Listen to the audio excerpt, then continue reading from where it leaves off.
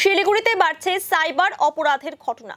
এক সপ্তাহের মধ্যে শিলিগুড়িতে সাইবার প্রতারণার শিকার হলেন এক মহিলা ও এক ব্যক্তি, খোয়ালেন ৪৪ লক্ষ টাকা।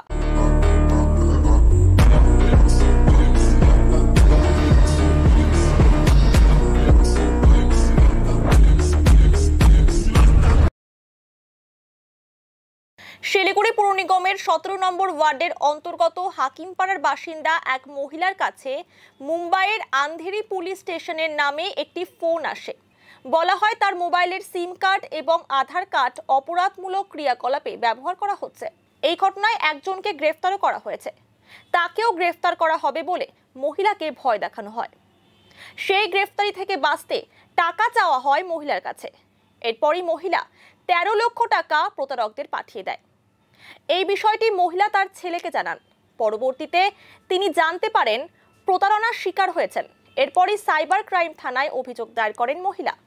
অন্যদিকে শেয়ার মার্কেট ট্রেডিং এর নামে প্রধাননগর থানার অন্তর্গত নর্মদা বাগান এলাকার বাসিন্দা এক ব্যক্তি প্রতারণার শিকার হন।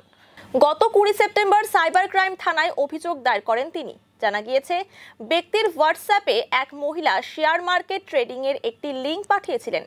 সেই লিঙ্কে ক্লিক করতেই শেয়ার মার্কেট ট্রেডিং শুরু হয়। সেখানে লাভবানও হন তিনি। প্রলোভনে পড়ে পরবর্তীতে শেয়ার মার্কেট ট্রেডিং এ ৩১ লক্ষ টাকা দেন। পরবর্তীতে তিনি জানতে পারেন প্রতারণার শিকার হয়েছেন। প্রতারিত মহিলা ও ব্যক্তির অভিযোগের ভিত্তিতে তদন্তে নেমেছে শিলিগুড়ি সাইবার ক্রাইম থানা।